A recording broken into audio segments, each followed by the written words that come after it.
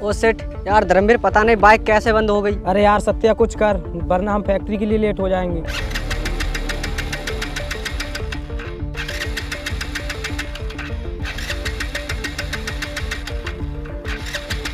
यार बाइक को तो स्टार्ट करने की पूरी कोशिश कर रहा हूँ, फिर बाइक स्टार्ट क्यों नहीं हो रही। और हाँ, यहाँ आसपास कोई मैकेनिक की दुकान भी दिखाई नहीं दे रही। अरे यार सत्या, तू हर बार यही बोलता है, किसी अच्छे से मैकेनिक पे से सही क्यों नहीं करवा लेता। धर्मवीर यार चलो पैदल पैदल चलते हैं।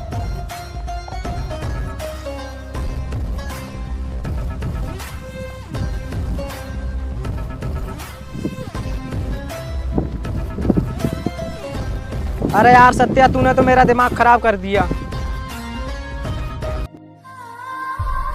साहब मुझे 2-3 रुपये दे दो, मैंने 2 दिन से कुछ नहीं खाया है और इस दुनिया में मेरे माँ बाप नहीं है और मैं लावारिस हूँ। ओए हट जा सामने से, मेरा दिमाग पहले से ही खराब है और तू आ गया पैसा मांगने के लिए। अंकल 2-3 रुपये दे देना, भगवान आपकी सारी परेशानी दूर कर देंगे। ओए भिखारी, पहले तू अपनी परेशानी दूर कर ले, फिर हमारी करवा देना। और हाँ, तुझे भगवान पे इतना ही भरोसा है तो इधर उधर भीख क्यों मांग रहा है तू। हमें नहीं करानी अपनी परेशानी दूर, चल हट उधर से। साहब प्लीज दे देना रुपये। सत्य यार देखना, ये भिखारी हमसे कितनी बहस कर रहा है। धर्मवीर तुम देखते रहना, मैं इस भिखारी का क्या करता हूँ। ओए भिखारी, तुझे 2-3 रुपये चाहिए ना, ले अभी देता हूँ।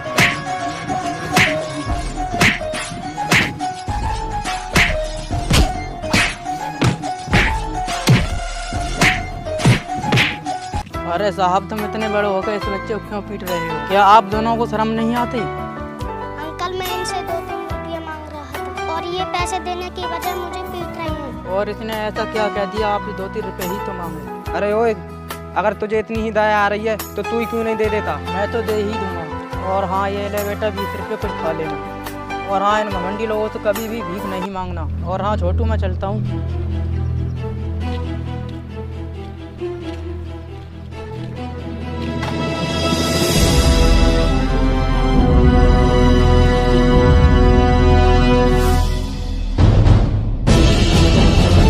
अरे छोटू इधर आना। बोलिए साहब, क्यों बुलाया? छोटू तुम्हें तरबूज बेच लेंगे क्या? साहब जी मैं आपके तरबूज बेच लूंगा। अच्छा ये बताइए, एक दिन की तनख्वाह कितनी लेगा? साहब जी मुझे रुपयों की जरूरत नहीं है, मुझे बस 2 वक्त की रोटी दे देंगे। ये लड़का ठीक रहेगा मेरे तरबूज बेचने के लिए। वैसे भी मेरा कुत्ता एक दिन में 4-4 रोटी खा लेता है। कुत्ते को तो छोड़ देता हूँ, इस लड़के को अपने पास रख लेता हूँ। देख छोटू, मैं तुझे 2 रोटी तो दे दूंगा, पर तुझे अपनी ईमानदारी से तरबूज बेचने होंगे। साहब जी मैं आपके तरबूज ईमानदारी से बेचूंगा। ठीक है छोटू, आज से तरबूज बेचना, मैं शहर के लिए जाता हूँ। ठीक है साहब।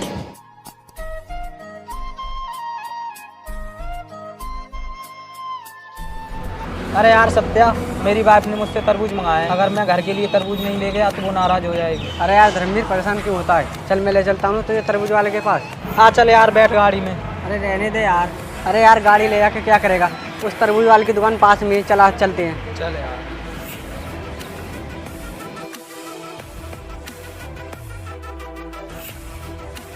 अरे यार सत्या, ये लड़का तो वही है जिसको हमने पीटा था और इसको भीख नहीं दी थी।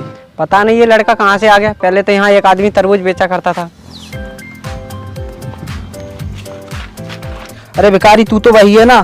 सच बता, ये तरबूज किसके चुरा के लेके आया है? साहब जी मैं ये तरबूज चुरा के नहीं लाया हूँ, ये तरबूज मेरे मालिक के हैं और मैं इन्हीं तरबूजों को बेचता हूँ। फिर तो भिखारी तू काफी पैसा कमाता हो। साहब मुझे रुपयों की कोई जरूरत नहीं है, मुझे तो 2 वक्त की रोटी मिलती है। धर्मवीर भाई ये बताओ, तुम्हें कितनी तरबूज लेनी है? सत्या, मुझे 5 किलो तरबूज चाहिए। ओए भिखारी, चल जल्दी से 5 किलो तरबूज तोल दे। अभी देता हूँ साहब।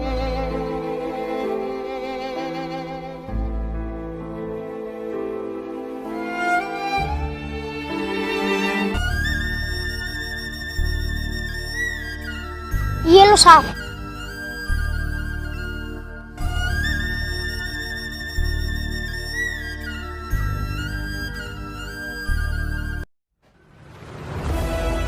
रुको साहब, मेरे तरबूज के रुपये तो दे दो।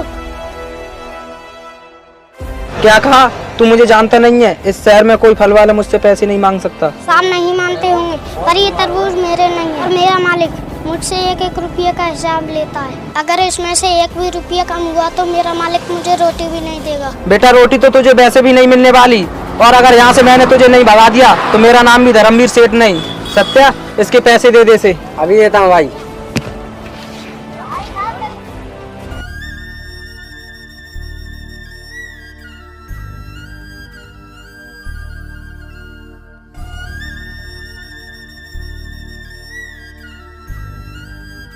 क्या हुआ भाई, इतना नाराज क्यों हो रहे हो? हुआ क्या, 8 रुपए किलो तरबूज बेचने वाला 50 रुपए किलो बेच रहा है। ये भाई सही कह रहे हैं, ये 50 रुपए किलो तरबूज बेच रहा है। अभी चिंता मत करो, अभी पूछता हूँ इससे। ओए ये क्या कह रहे हैं? और हाँ, तुझे किसने कहा 50 रुपए किलो तरबूज बेचने के लिए? मालिक ये लोग तो झूठ बोल रहे हैं, ये लोग एक भी पैसा नहीं देकर जा रहे थे। तू जानता है ने, इस शहर के धर्मवीर सेठ है ये। सॉरी साहब, इसकी गलती के लिए मैं माफी मांगता हूँ। ठीक है, कोई बात नहीं। सत्या चल चलते हैं।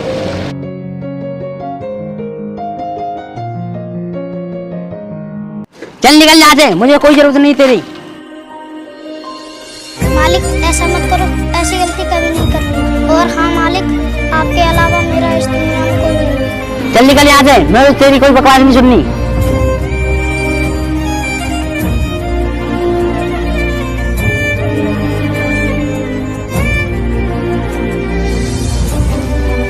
भाई आप क्यों बैठे हो और कहाँ जाना है आपको?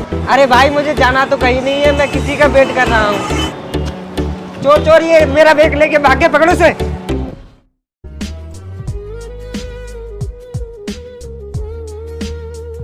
भगवान, अब तो मेरे पास खाने को भी नहीं और नहीं रहने के लिए घर। हे भगवान, अब मैं क्या करूं? ये मेरा बैग लेके भाग गया, इसे पकड़ो। अरे ये चोर तो अंकल का बैग चुरा के ले जा रहा है, मुझे ही कुछ करना होगा।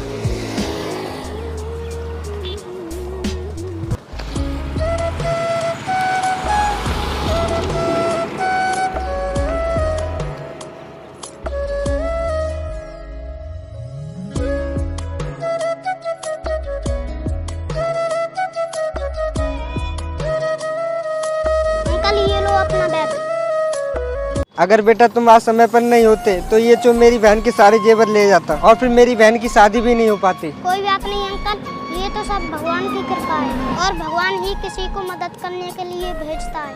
बेटा तुम्हारे चेहरे पर बड़ी उदासी दिख रही है और तुम दुखी भी लग रहे हो। कुछ नहीं अंकल, बस ऐसे ही। बेटा तुम मुझसे कोई बात छुपा रही हो, तुम्हें कोई बात छुपाने की जरूरत नहीं है। और बेटा मुझे अपना ही समझो, इंसान इंसान के ही काम आता है। बेटा तुम्हें घबराने की कोई जरूरत नहीं है, तुम अपने अतीत के बारे में बताओ। सुनो अंकल, बचपन में ही मेरे माता पिता गुजर गए थे और मैं अपने मालिक के पास तरबूज बेचा करता था और कुछ लोग आए, उन्होंने तरबूज लिए और पैसे भी नहीं दिए और उन्होंने झूठ बोलकर मुझे काम से निकलवा दिया। ये सब छोड़ो और ये बताओ अपनी जिंदगी में क्या करना चाहते हो? कल मैं पढ़ लिख कर करोड़पति बनना चाहता हूँ ताकि इस भारत में घमंडी लोग ज्यादा है और मैं उन लोगों को घमंड तोड़ सकूं। ठीक है बेटा, जैसी तुम्हारी इच्छा, और तुम मेरे साथ चलो, मैं तुम्हारी पूरी मदद करूंगा करोड़पति बनाने में। ठीक है अंकल। The rap star, वक्त सबका बदलता है, बदलता सबका वक्त है। तू ज़हमत कर जरा सा, संभल के चलना रास्ते पे, मेहनत कर जरा सा। वक्त सबका आता, अपना आएगा जमाना। देखो फिर से लेके आया नया गीत ये दीवाना। तो संभल के चल तू पाना तुझको मंजिल जो, अगर अपनी मुश्किलों से लड़के बंदे कस ले तू कमर। मेरी जिंदगी में काफी ज्यादा मसले हैं मगर मैं लड़ता हर दिन अपनी मुश्किलों से, मुझ में है सबर। मैं तुमको क्या बताऊं, लगता मुझ। बेटा राजकुमार मेरे पास आओ। अभी आए अंकल। हाँ अंकल बोलिए, क्यों बुलाया आपने? अब तक तो इस फैक्ट्री का काम धर्मवीर ने संभाला था और धर्मवीर कह रहा था कि इस फैक्ट्री में 20 करोड़ रुपए का घाटा हुआ है, इसलिए इस फैक्ट्री का काम मैं तुम्हें सौंपता हूँ। अंकल आपने धर्मवीर से पूछा नहीं था कि इस फैक्ट्री में घाटा कैसे हुआ है? मैंने धर्मवीर से तो पूछा था पर वो खामोश पड़ गया।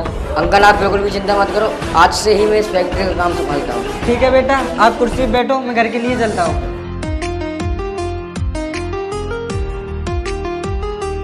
इस फैक्ट्री का वायु डाटा देखता हूँ।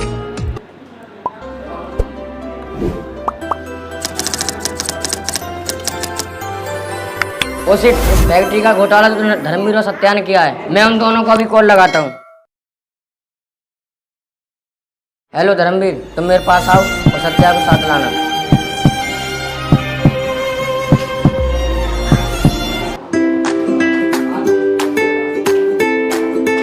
ओहो, तो तुम तुम दोनों हो? क्या हुआ सर, और हम दोनों को क्यों बुलाया? तुम दोनों ने 20 करोड़ रुपए का फैक्ट्री में घोटाला किया है। नहीं सर, हमने 1 भी रुपये का घोटाला नहीं किया है। तुम दोनों बताते हो नहीं? सर हम पे विश्वास कीजिए, हमने 1 भी रुपये का घोटाला नहीं किया है। तो तुम दोनों ऐसे नहीं बताने वाले। सर गोली मत चलाना, हम दोनों ने 20 करोड़ का घोटाला किया है पर क्यों? ताकि हम ऐसी जिंदगी जी सकें। क्या कह रहे हो? मौज मस्ती या फिर गरीबों को सताते हो? सर आपको कैसे पता चला कि हम गरीबों को सताते हैं? तो सुन, आज से 10 साल पहले तुम दोनों ने मेरे तरबूज के पैसे ना देने की वजह मेरे तरबूज रोड पर फोड़ डाले थे और मुझे पीटा भी था। आज देखो मैं करोड़पति हूँ, ताकि तुम दोनों का घमंड चूर चूर हो जाए और तुम्हारी औकात दिखा दूँ। सॉरी साहब, हमें माफ़ कर दो। माफ़ तो तुमने मुझे भी नहीं किया था, तो मैं तुम दोनों को कैसे माफ़ कर सकता हूँ? पहले तो मैं भिखारी था, अब तुम दोनों के प्लॉट मेरे नाम हो चुके हैं, ताकि तुम दोनों ने 20 करोड़ रुपए का घोटाला किया है उसकी वजह से। निकलो तुम दोनों यहाँ से, गेट आउट।